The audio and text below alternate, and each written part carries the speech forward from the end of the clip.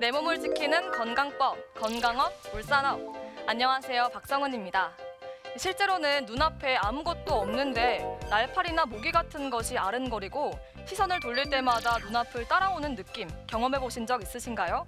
그렇다면 비문증을 의심해봐야 한다고 합니다. 처음에는 괜찮지만 증상이 지속되면서 생활에 불편을 느껴서 비문증으로 병원을 찾는 분들이 많다고 하는데요. 오늘 건강업 울산업에서는 비문증에 대해서 자세히 알아보겠습니다. 선재용 전문의와 함께합니다.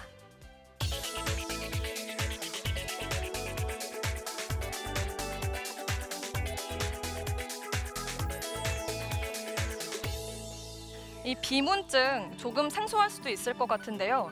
비문증은 어떤 질환인가요? 네, 안과에 내원하시는 분들 중에서 이 비문증 증상을 이야기하시는 분들이 상당히 많습니다. 눈에 없던 것들이 보인다, 검은 점이 날아다닌다, 또는 파리가 날아다닌다 라고 하시며 많이 오십니다. 대개는 40대에서 50대에서 가장 흔한 편입니다.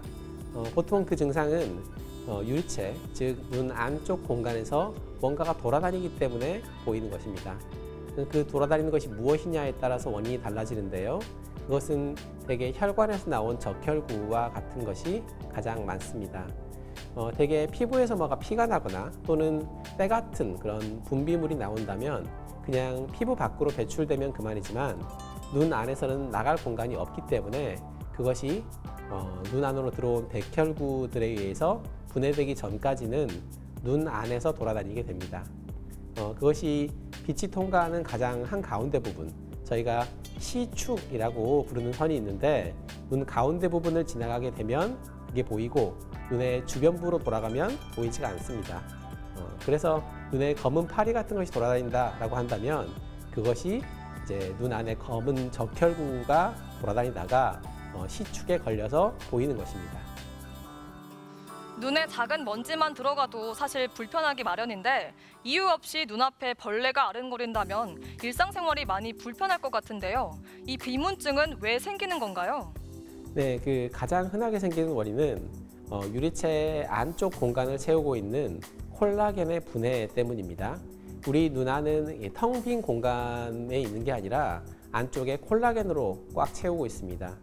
마치 나이가 들면 콜라겐으로 이루어진 관절도 조금씩 퇴행이 되기 마련이고 피부의 콜라겐도 빠져나가니까 주름이 생기는 그런 변화를 겪게 됩니다. 콜라겐이 쪼그라들면서 조금씩 부스러기가 생기는 상황이 비문증이 생기는 가장 흔한 상황이고 유리체들이 눈 주변부에 조금씩 부착이 되어 있는데 이 쪼그라드는 그런 변화가 생겼을 때 주변 조직을 조금씩 잡아당기면서 거기에서 미세한 출혈이 조금씩 생길 수가 있습니다. 다만 이런 비문증의 증상은 고도근시, 특히 근시가 심한 분들에게서 더 일찍 또 심하게 나타나게 됩니다. 이 고도근시인 분들은 눈 주변 조직이 약하고 더 부드러운 특성이 있었고 또 콜라겐의 분해도 상대적으로 더 빠르고 또 눈 주변 혈관들도 약한 그런 여러 특성이 있어서 원래 근시가 심했던 분들 또는 근시가 원래 있었는데 라식이나 라섹 등으로 교정을 한 분들에게서 이 비문증은 더 일찍, 더 높은 빈도로 경험되는 경우가 많습니다. 듣기에는 비문증 자체가 그렇게 위험한 질환은 아닌 것처럼 느껴지는데요. 그래도 단순하게 여기면 안 된다고 하는데 그 이유는 무엇인가요? 네, 앞서 비문증의 흔한 원인들을 설명을 드렸지만 상대적으로 흔하지 않은 하지만 위험한 원인들도 있을 수 있습니다. 그것은 망막의 주변부가 찢어지는 경우입니다.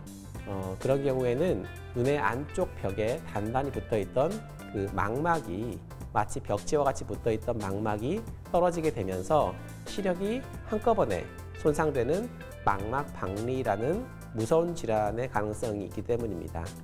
이 망막 박리라는 질환을 처음 들으시는 분들도 많을 것이고 또 이 망막이 안구의 안쪽 벽에서 떨어진다는 것도 아주 생소하게 느끼시는 분들도 많을 수 있을 것이라고 생각합니다. 하지만 이 망막 박리라는 질환은 안과에서 응급으로 저희가 수술하는 질환 중에서 타의 추종을 불허할 정도로 1등의 빈도를 가진 그런 질환입니다.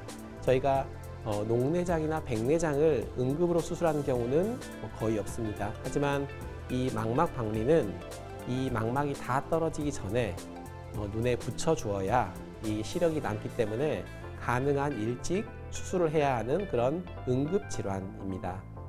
그래서 비문증 증상으로 오시면 대개 95%에서는 눈에 별 문제가 없습니다. 하지만 아주 일부 이 비문증이 심하다면 망막 박리의 조기 증상일 수가 있기 때문에 반드시 검사가 필요합니다. 그렇다면 이 비문증 치료가 굳이 필요한지 또 치료가 되는지도 궁금합니다. 앞서 말씀드렸던 것처럼 망막 박리에 대해서는 반드시 응급 치료가 필요하고 응급으로 수술을 받는 경우가 많습니다. 우선 비문증으로 일반적으로 오시게 된다면 그 눈에 떠다니는 것의 숫자가 하나, 두 개인 경우에는 정밀 검사를 권유하는 경우가 별로 없습니다. 대개 망막이 찢어지게 되면 그 비문증의 그 숫자가 더 많은 경우가 많기 때문에 비문증이 많은 경우에는 더 위험할 수 있다고 생각합니다.